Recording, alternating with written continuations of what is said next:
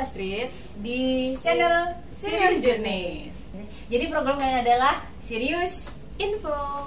Kita akan bahas tentang sejarah dan destinasi pariwisata di Karimun Jawa.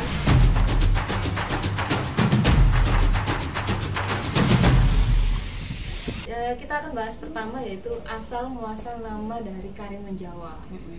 Jadi ada dua versi nama Karimun Jawa, yaitu Kremun-Kremun yang terjadi di zaman Sunan Muria dan Kudus. Gitu. Nah, ceritanya adalah nama Kremun-Kremun itu dikenal atau dalam bahasa Indonesia adalah bayang-bayang atau samar-samar kayak. Kenapa bisa sampai disebut dengan samar-samar? Awal mulanya adalah dari Dewi Sujina yang adalah istri dari Sunan Muria. Itu melihat anaknya yang pergi keluar Jawa atau dari area Sunan Muria untuk menyebarkan agama Islam. Itu dilihat dari gunung, ada di arah mana? Utara ya? Utara dari Jepara kalau sekarang. Jadi di Jawa Tengah itu dulunya itu ada Gunung Sunan Muria dan sekarang masih ada. Masih ada. Soalnya waktu itu ada peta itu yang kalau di Gunung Sunan Muria itu agak menjorok ke laut. Nah, kan sekarang kan kayak udah jadi satu ke Jawa, jadi agak menjorok ke kini gitu. Dan di situ Dewi Sujina itu melihat ada anaknya, ada anaknya yang sedang pergi, maksudnya meninggalkan Sunan Muria dan ke arah pulau utara itu tadi. Pulau utara itu tadi. Dan dia melihat secara samar-samar, nggak jelas. Soalnya mungkin dibilang dekat ya nggak dekat, jauh pun juga nggak jauh. Jadi masih kelihatan samar-samar. Nah, si Amir Hasan sendiri siapa sih? Amir Hasan ini tuh anak dari ini si Sunan Muria sama si Dewi Sujina. Dan cerita singkatnya adalah si Amir Hasan. Ada dua versi ya? Dua versi. Dari Amir Sujina itu karena dia diusir karena kenakalannya, dan kedua adalah untuk menyebarkan agama Islam. Dan si Amir Hasan ini juga adalah santri dari Sunan Kudus. Jadi memang si Amir Hasan ini mempunyai karakter yang dia cerdas tapi mempunyai pribadi yang nakal gitu. Nakal tapi berintelektual. Gitu. Pokoknya ada dua versi, adalah dia diusir atau dia memang ditugaskan untuk menyebarkan agama Islam. Dan Amir Hasan ini dikenal dengan Sunan Nyamplungan di Karimun Jawa. Kenapa? Karena ketika dia nyampe di Karimun Jawa, dia itu menanam pohon nyamplung di depan rumahnya. Dan masyarakatnya mengenal dia sebagai Sunan Nyamplungan. Jadi sekarang ini makam dari Sunan Nyamplungan sendiri menjadi destinasi wisata di Karimun Jawa. Jadi untuk wisata religinya ya. Opsi destinasi wisata religi di Karimun Jawa adalah Sunan Nyamplungan tadi. Jadi selain kita eksplor laut atau alam budayanya, bisa di religinya. Terus yang kedua adalah Krimon Java. Jadi tulisannya adalah CRIMON Java. Ini pada masa itu ini ya bangsawan Rusia yang dikirim dari Belanda untuk membasmi atau mengusir bajak laut. Apa sih namanya? Bajak laut ya? Iya, bajak laut di area Laut Jawa, khususnya di Karimun Jawa. Dan namanya siapa? Karel Rudolf von Mikolovsky. Ya, pokoknya inilah, disinilah ya. Itu terjadi pada tahun 1818 sampai kira-kira 1838. Nah, cukup lama ya? Iya, lama banget. Jadi itu kalau yang sempat kita observasi itu si Karel Rudolf ini juga salah satu orang yang ini membentuk apa sih namanya kehidupan lah. Jadi di Karimun itu tadi mulai dari para masyarakat yang menjadi nelayan, terus mereka menanam tanaman untuk tanah di Karimun Jawa itu. Nah, pada prosesnya sih emang ada kesulitan, soalnya tanahnya kenapa aku nggak tahu rasanya kenapa, pokoknya setiap mereka mencoba untuk menanam misalnya padi, buah-buahan itu selalu mati. Tapi ada satu tanaman dulu yang jadi salah satu budidaya kopra dan menjadi pemasok utama pada saat itu. Terus ini juga sih ada cerita kalau zaman dulu Karimun Jawa itu sebagai pulau buangan para narapidana. Jadi orang-orang kriminal, orang yang harusnya masuk penjara itu diasingkan di Pulau Karimun Jawa. Itu kalau misalnya diasingkan itu berarti dia ini melakukan kesalahan yang berat. Enggak, beda coy. Tapi itu kelas narkoba. Jadi kayak tapi di sana, tapi para narapidana ini itu menjadi anggotanya si Rudolf ini untuk membangun Karimun Jawa. Jadi dia jahat, melakukan kejahatan, tapi di sana dia mengembangkan Karimun Jawa itu sendiri. Setelah Krimon itu nggak tahu kapan dicetuskan nama Karimun Jawa ya. Mungkin dari dua nama ini yang Kremun sama Krimon itu tadi akhirnya diartikan dalam bahasa Jawa adalah Karimun Jawa. Dan itu ditetapkan sebagai cagar budaya wisata. Karimun Jawa ditetapkan sebagai cagar alam laut. Ditetapkan pada 9 April 1986. Itu oleh pemerintah sih. Iya, pemerintah kehutanan itu. Dan sekarang kita melihat sebagai Karimun Jawa.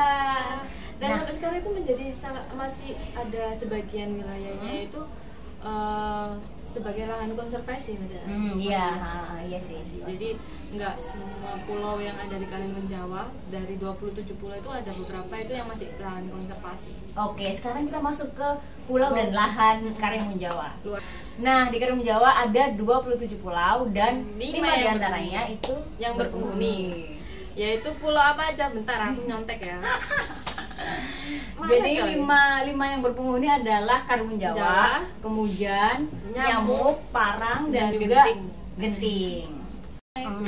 Jadi 5 pulau itu berpenghuni dan yang apa namanya, satu pulau itu kemudian sama Karimun Jawa. Itu yang sering didatangi oleh wisatawan. Yang paling khususnya yang di Karimun Jawanya sih. Terus yang nama pulau lainnya apa aja? Waduh, banyak kali. Aku nyontek kalau itu ya. Ada Menjangan Besar, Menjangan Kecil, Cemara Besar, Cemara Kecil, Geleyang, Burung, Bengkoang, Kembar, Katang, Krakal Besar, Krakal Kecil, Sintok, Merican, Tengah, Pinggir, Cilik, Gundul, Seruni, Tambangan, Cendekian, Kumbang, Mencakawan, atau pulang menyawakan. Ya. Oh ya, pulau menyawakan ini yang buat narapidana itu. Oh, pulau menyawakannya. Aku baru tahu sih kalau itu. Itu berarti yang menyawakan adalah tempat untuk mengasingkan para narapidana. Nah, dari 27 pulau ini, mana aja yang kita bisa datangin untuk wisata? Yang 27 pulau yang jadi wisatawan itu dan yang terkenal yang pastinya Menjangan Kecil sama Menjangan Besar. Menjangan Kecil, Menjangan Besar, Cemara Kecil, Cemara Besar.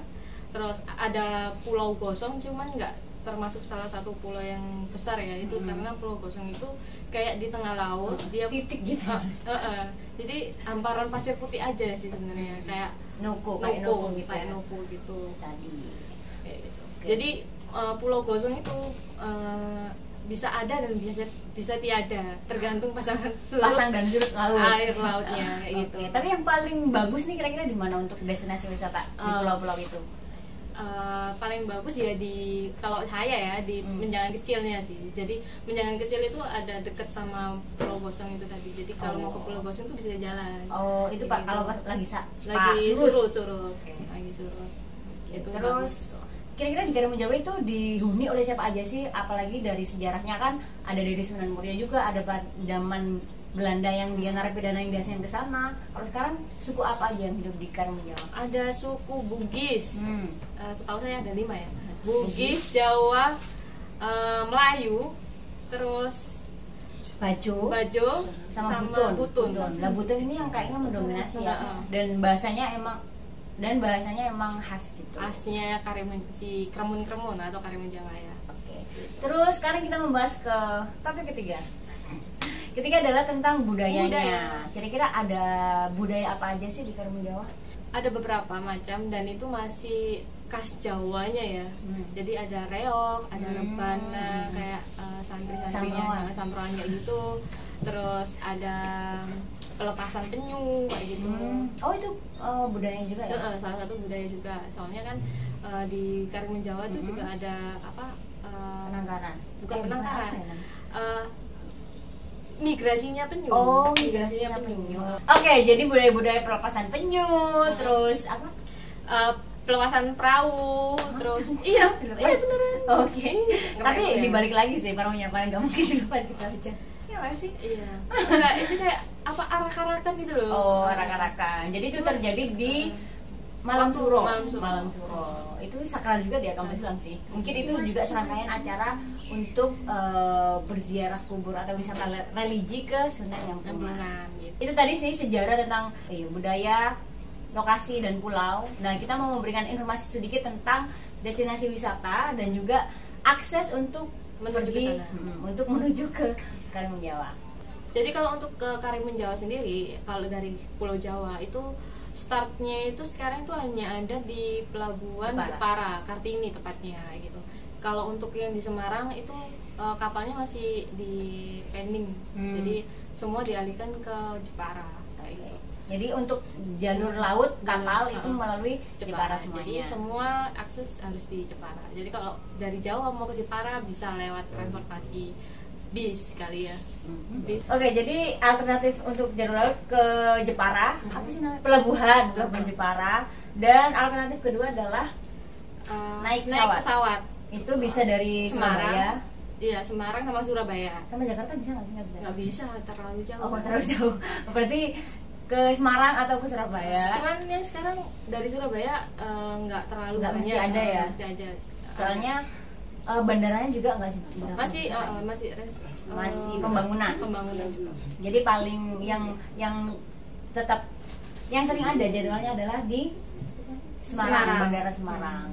Oke, setelah kita pergi ke sana menggunakan dua alternatif itu, jangan menggunakan kapal atau pesawat, kita bisa explore destinasi wisata baik snorkeling ataupun diving. Hopping Island. Itu di mana aja? Cemara Besar, Cemara Kecil, Menjangan Besar, Menjangan Kecil, Pulau Gosong, terus ada Pantai Bobi, Tanjung Gelam, terus ada Bukit Love, Bukit Love, terus ada mangrove juga di sana, terus apa lagi ya? Pantai Nirmana, Batu Putih, Barakuda dan Nyamplungan, Sunan Nyamplungan. Sebenarnya masih banyak juga ya. Itu kita bisa explore untuk kita bisa lihat penangkaran hiu. Terus ada itu tadi. Penangkaran hiu itu di Menjangan Besar. Ya. Itu bisa snorkeling juga, diving bisa nggak ya? Bisa diving, bisa diving juga. Ya, nanti intinya ada di sini. Nah, itu tadi adalah informasi singkat tentang Karimun Jawa. Jadi kalau mau explore Karimun Jawa, kalian bisa menggunakan trip Sirius Journey di caption ya, ada di caption. Kamu bisa satu hari juga bisa, start Jepara, 2 hari, 3 hari juga bisa, sesuai dengan waktu dan budget kalian semua. Kita bisa menyesuaikan keliburan sesuai dengan budgetmu. Pesan trip di kami, jangan lupa Sirius Journey. Bye. Bye, see you.